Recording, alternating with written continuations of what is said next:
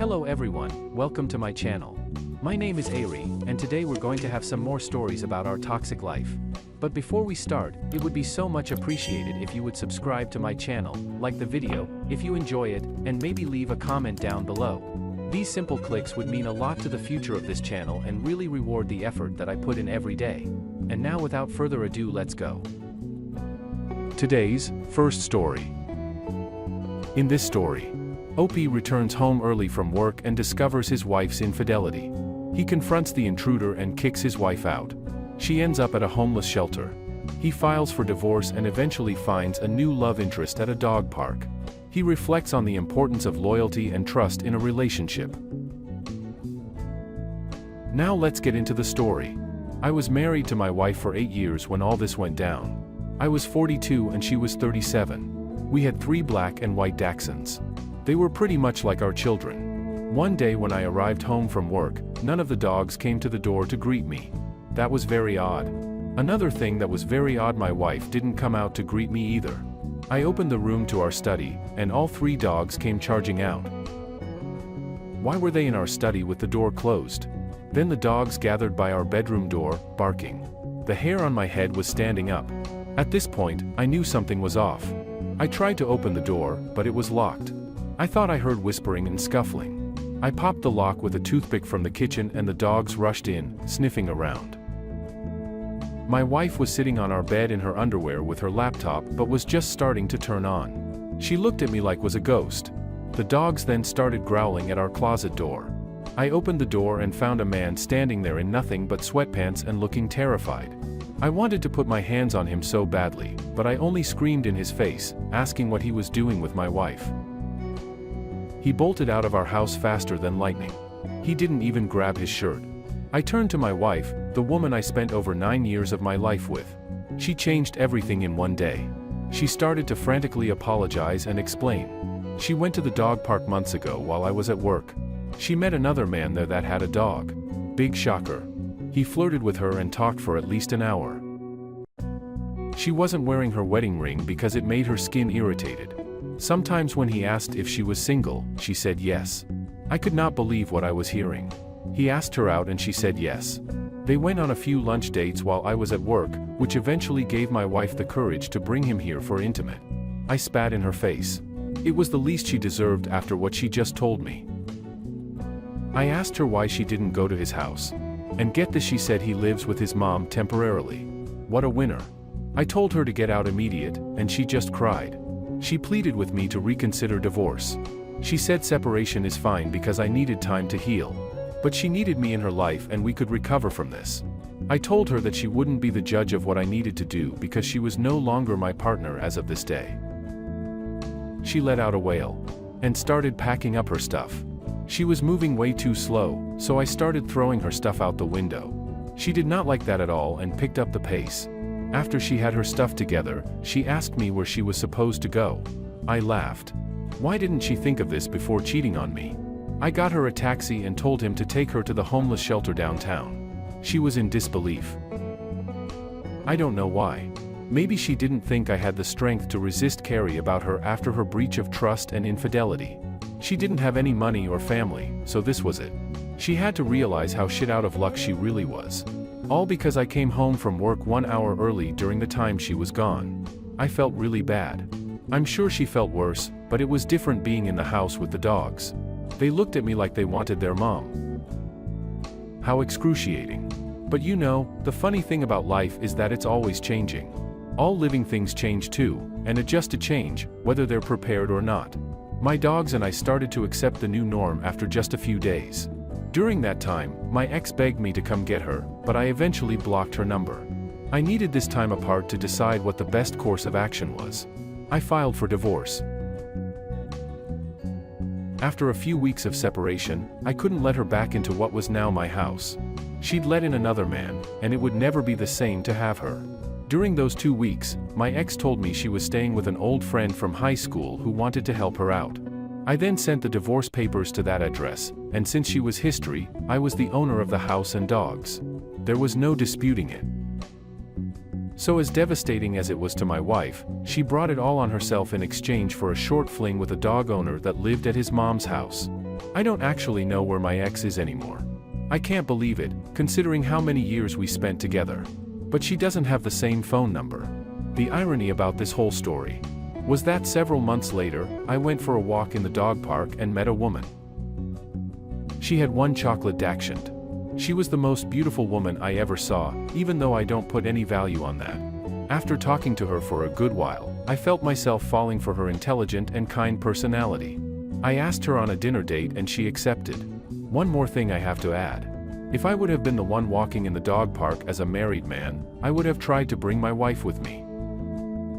If for some reason she couldn't come, you bet I would have kept my eyes from wandering before she cheated on me.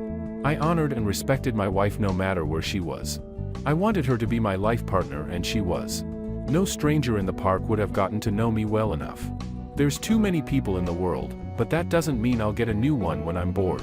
Life is too short to break the hearts of the people who trust you the most. Today's second story. In this story, OP shares a personal story about discovering their fiancé's infidelity with their best man just before their wedding. During the wedding ceremony, he exposed the affair by reading text messages between their fiancé and the best man, causing a dramatic and public breakup. Now let's get into the story. Today I'll share with you guys how I brought my own wedding to a screeching halt. When I read my vows, my fiancé and I met in a group setting through coworkers. One of our friends was a man named David. He was my best friend, so it was really nice that he got along with the girl I started dating and eventually proposed to. He quickly agreed to be my best man at the wedding. When my fiancée found out, she was really happy and said it would be perfect. I suspected her jiddiness a little bit, but not enough to ask about it. She was friends with him too, after all. Well, fast forward to the week before our wedding. My soon-to-be bride was really excited and had been on her phone a lot. I assumed it was all wedding-related planning because she'd be on her phone and stop me in my tracks to ask what I'd prefer between the two choices. These choices didn't really matter to me by answer to make her happy. Now that I know what I know, I think she would make up things to ask me so that I wouldn't suspect her of communicating with another man. My best man, to be specific. She and I held our bachelor parties on the same night. It was extremely disappointing to me when my best man called me to let me know he couldn't attend the bachelor party he planned for me. He told me his mother was in the hospital unexpectedly and he needed to be there with her. Well, this was totally forgivable, right? How could I be so heartless to deny or suspect him? I still had several friends with me throughout the night. I'm an active guy, so we all played basketball outside before getting cleaned up real nice and going to an upscale lounge downtown. I felt like royalty, and I hoped my fiancé was feeling the same way. We were actually already living together at this point, but we agreed to abstain from intimate the month before the wedding. I had no idea how difficult that was going to be. We took turns each night sleeping on the pull-out bed in the living room. When I arrived home that night, my fiancé was already home and crashed. She looked like an angel. That partied for the first time tonight. I tucked her in while she slept, but as I looked around, I noticed something shiny on the floor by the edge of the bed. I picked it up and held it in my hand. Looking closely, it was a fancy gold cufflink. How interesting. My wheels immediately started turning. My woman did not own any cufflinks, and I only owned one pair that did not look like this one. That could mean another man was in our bedroom. I started impulsively, rubbing my face, head, and neck. This was stressful. Just then, my fiancé's phone went off. It was set to vibrate only, but I could hear it on the nightstand. While she slept, I stood beside her and read her messages. The string that stood out to me was the one with my best man. The most recent text was from him 4 hours earlier, at 9 p.m. As I scrolled up, I realized she invited him to her bachelorette party. Even though that wasn't normally how these things worked, further up was much worse. She told him that tonight was going to be their night, because the next day she would belong to me. He asked her if he'd ever be able to have her again. She said if he tempted her too much, he might get away with it. Messages from months ago showed how their conversation went from strictly friends to flirty. He started asking about her body, and she started showing him. They made arrangements to hang out one day a day that I thought she was at work. And then he messaged her asking if they should have done that. She replied with "I've never been more sure of anything just like that." Within 1 hour, I went from a blissful man about to be married to a broken-hearted, full-plotting revenge. I sent myself 6 screenshots of the worst messages they sent, obviously escalating in severity. My plan was to read these messages when I was supposed to read my vows. This was going to be terrible. Just like what she did to me was terrible. I deleted all traces of me collecting evidence. Then I took some Mequel and crashed.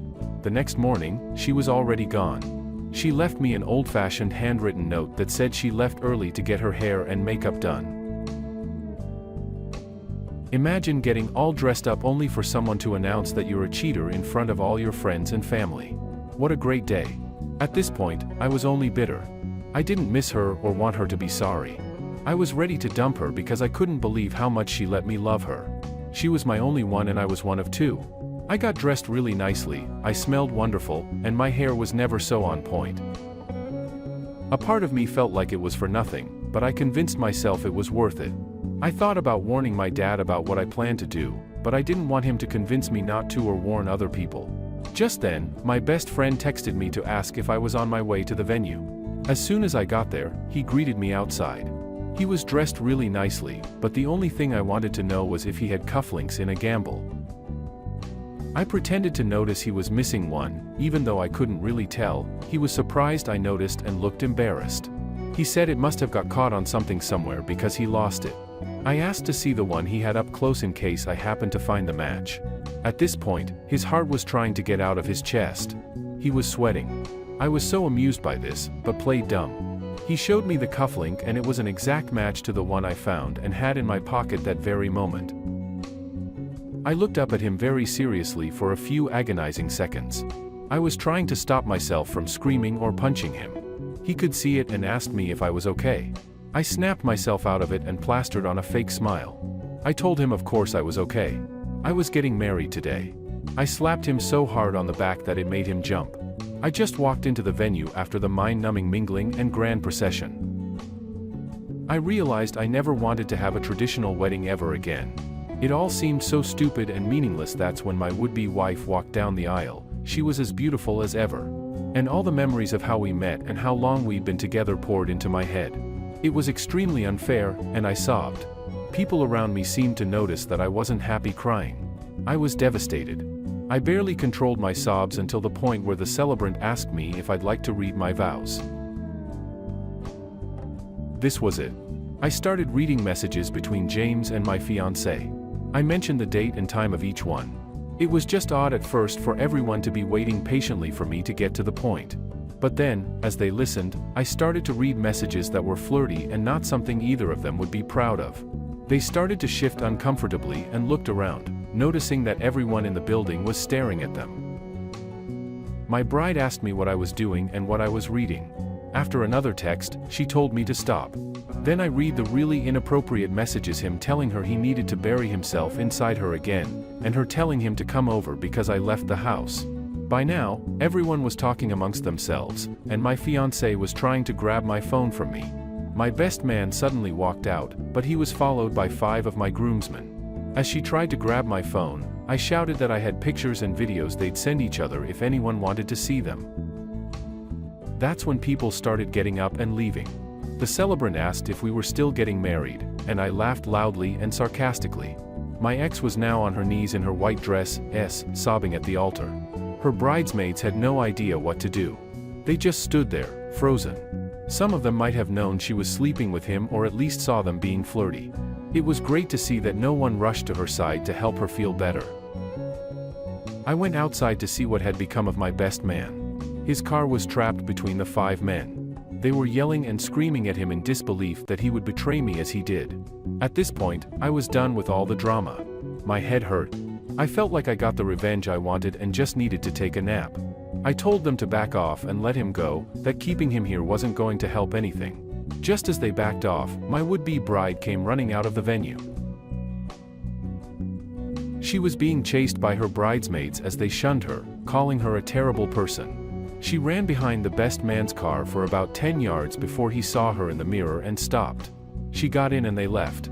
I turned around and saw a majority of our wedding guests watching what just happened. Many of them walked up to me and offered me hugs and words of advice. It was weird. It was like I was suddenly in a grief counseling session with a mixture of our family and friends. Well, they weren't her friends anymore. Neither of them received support or contact from the people they once relied on and knew so well. They moved out of state together, but only lived together for 1 year. After that, my ex moved back in with her disappointed and criticizing parents. What a gigantic waste of time. She tried to ask me out again after all this, and I called her crazy. I still haven't heard from my best friend, but that's fine. I couldn't be friends with him anymore anyway. My friends and family never let me give up hope or get too depressed. I haven't started dating again, but I know a good girl I'm going to ask out. It's hard to believe that someone would be with me and only me. That's because my ex planted a seed of doubt. The only way I know to fight, to take my time getting close to people, ask them anything I want to know, and tell them what's happened to me so they understand where I'm coming from.